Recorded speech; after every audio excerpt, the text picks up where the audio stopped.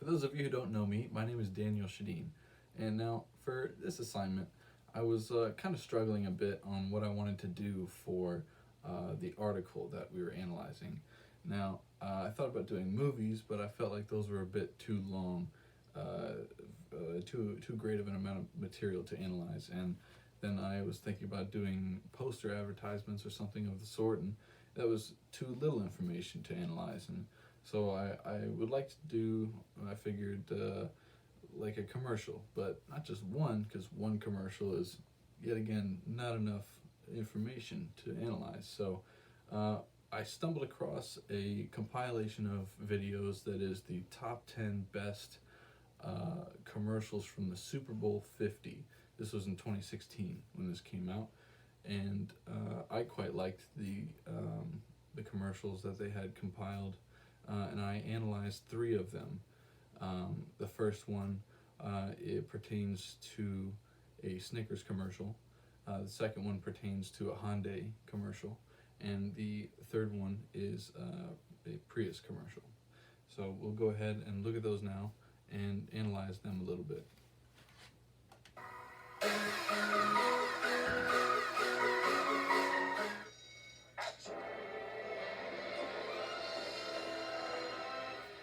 Sweetheart, don't look at me like that. It's going to be amazing. Oh, darling. Oh. This is a disaster. Who's the genius who puts a girl in heels on a subway grate? Miss Monroe, eat a Snickers. Why? You get a little cranky when you're hungry. Better? Much better. This scene will never make the cut. Morons. All right, so as we saw, you started out with a Willem Dafoe, the gentleman who's known for his role as the evil, what was his name, from the Spider-Man movie. He was the Green Goblin, that's what it was. Yes, he's known for that role, and you could see very well that he was not pleased to be where he was, and not particularly because of what he was wearing, but just his attitude in general. But we can quickly assume from the context of the stagehand coming up that that is actually Miss Monroe, because he addressed her as Miss Monroe. After the exchange of the Snickers took place, Miss Monroe reappeared, retransformed from Willem Dafoe to her old original self, better than ever. And then you saw in the end, what is his name? Is Eugene Levy. He's a famous Canadian actor and comedian. And so what we can look at there is a primary element of humor in that persuasive segment. And humor really comes out with the initial bang of having Willem Dafoe in the dress. It's quite hilarious and quite shocking. The then transfer of Willem Dafoe to Marilyn Monroe via the Snickers, that's quite comical as well. And then we also have the sexual appeal there, because you have Miss Monroe and Willem Dafoe. If you're sexually attracted to Willem Dafoe in a dress, then you have that sexual appeal as well. But the primary sexual appeal, I would say, reaching out to most people, would be the Marilyn Monroe. And then we have, in the end, the comedian Eugene Levy saying the ironic, funny statement that the directors are morons for shooting the cut and that it'll never make it, which is ironic because it's one of the most famous pieces of Americana that we have in our pop culture history, is that Marilyn Monroe over the grate. So now we're going to look at the second commercial that I analyzed, which is Kevin Hart. Oh, you look good. Thank you. Hey! See the guy taking my little girl out, huh? Yep. Huh. You know, why don't you go ahead and take my new car? Thanks, Pops. Go ahead, baby.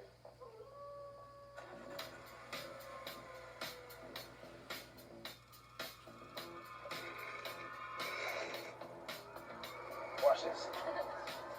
Boom!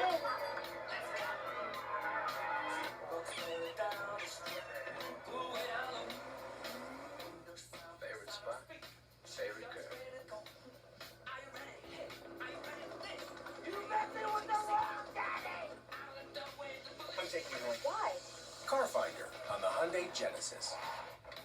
Back so soon? Here you go, sir. Because a dad's got to do what a dad's got to do. Honey, what you guys do tonight? So, as you can see there, you had Kevin Hart as the main endorsement for the product of the Hyundai Genesis. And then we have the young man and the young woman going out on a date and presented with the classic typical situation where the man comes to pick up the woman, and then the father typically would be worried about the daughter until she returns. Well, Hyundai is presenting that it's their product that now allows you to track the movement of where they are to ensure her safety, but as well puts a funny twist on it and makes it humorous for everyone. Now, with all of that said, we have the credibility of Kevin Hart, because he's such a beloved and famous man worldwide. He's known, and so he has that clout and that credibility and that respect coming with him, and then tying that in with the brand of Hyundai. And then you have the viewpoint of either maybe there's people out there who have never considered getting a Hyundai, but they love Kevin Hart, and because of that one commercial alone, they may consider getting one. And just as well, they may there may be people out there that disassociate themselves with Kevin Hart because he associated himself with Hyundai. It's just something that can happen, and that you're never gonna not step on someone's toes when you take a viewpoint or a standpoint or even a minor comical snippet such as that can ruffle feathers. And then the third video that I wanted to look at is my favorite, is the primary one that I kind of fell in love with. I feel like it was the number one of all of this. It is a Prius commercial that is very, very well made. I feel it's very persuasive in the fact that it's not directly persuasive in any way. Join the millions that switched.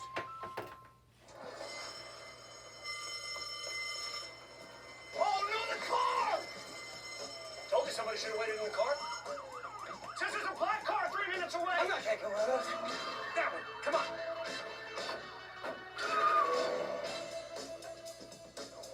Is this a Prius? Very spacious. Bravo, 9, in pursuit of a Toyota Prius, over. How hard is it to catch a Prius? Over. This thing is actually pretty fast, over. Very funny.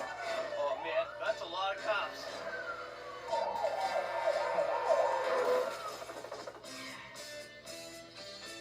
Oh, look, a farmer's market. We should get some flowers for the car. Oh. Taking you to a police chase involving a Prius. Folks, you can't make this stuff up. And now the chase has hit the freeway. Is that us? On the scene with the Prius 4, authorities still in pursuit. Unit 12, I'm out of gas on the highway. It's a chase that some are calling the chase of the century and is now a global phenomenon. What are Prius owners feeling right now? Proud. I feel proud. Which of the four are you most attracted to? The driver. Dude, did you fall asleep? No, I was meditating. Guys, I'm gonna go more slow. They must be really tired. Shut up. Alright, so as you can see there, you have the wonderfully made Prius being the hero of the day for all the bank robbers. Now they found themselves in the predicament where I find it quite humorous that they had their getaway vehicle towed from the bank that they were robbing. That's great. And they discovered an unattended Prius, hopped into it, probably didn't realize it was a Prius at first. When they did, they were dumbfounded, it seemed. And then also you have not only the comments they made about the interior and how spacious it is, but you also have the comments that the police were making about how it's hard to catch and it's surprisingly fast, which in reality is the truth. I have seen many a Prius go by me at quite a high rate of speed, when I'm already accelerating. So I've been quite surprised by them myself. So you have a great solid element of humor that plays all the way through that commercial. You also have the commercial's ability to demonstrate the Prius's capabilities in many different facets, because you have the backup camera, you have the ability to not run out of fuel when all the other cars do because the police are chasing them, then they run out of fuel. You have its ability to be silent at under 5 miles an hour, as well as it has the new feature in 2016 when it was coming out that it has the emergency braking, so it'll brake by itself when you're not paying attention. And all of that wrapped into a package in which you don't even realize, in a way, that it's an advertisement. You don't see any sticker prices or any salesmen or any gimmicks or any come down to this place and we'll give you that. It's none of that. It's simply a story. It jumps right into the middle of the bank robbery, so it grabs your attention and makes you ask what's going to happen next. And each little segment, it adds a little escalation to the story, making you more and more invested and curious about what is going to happen. So I feel like that is the best way to engage someone in a commercial for a vehicle, is not describe the vehicle at all, simply demonstrate its functions. And they did that flawlessly. They did that amazingly. It's great. I love it.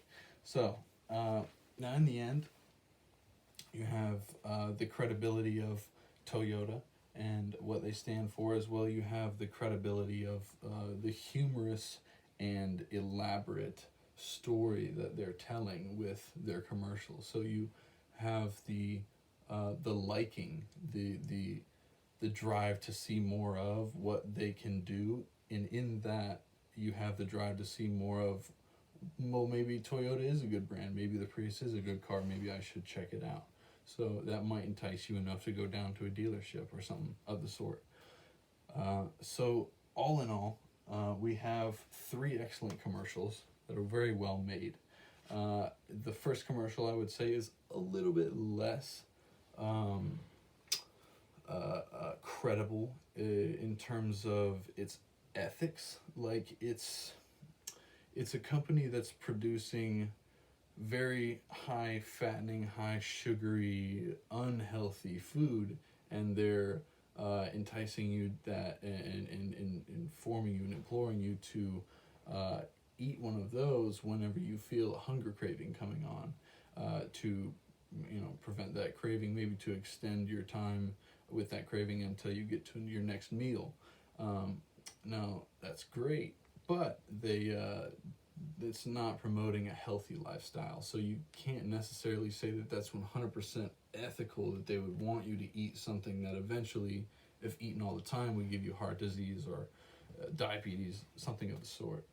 Now, in the other 2 commercials, I feel as though their use of comedy and their use of endorsements such as Kevin Hart, things like that, are very well done. And I feel like they are perfectly ethical and hold a solid level of credibility. They do not tarnish the face of the companies that are being brought to the public by them. So I feel like all in all, they're very well done, very humorous. And I feel like humor is the key element in all 3 of those, and in many other commercials in the same cluster that I found, primarily because humor is the best way to reach out to someone that you do not know and speak to them in a way that they're going to want to speak to you back. If you say something humorous initially, they're going to be more engaged and more curious about what you have to say, instead of if you were to say something else that was off-putting, and then now they don't want to talk to you at all, period. So, which can happen. So, all in all, I hope this was pleasant, and I hope that if you have any more interest in the commercials that I discovered and analyzed, that you take a look at the top 10 best Super Bowl 50 commercials from 2016. You can find that on YouTube, and be safe. Take care.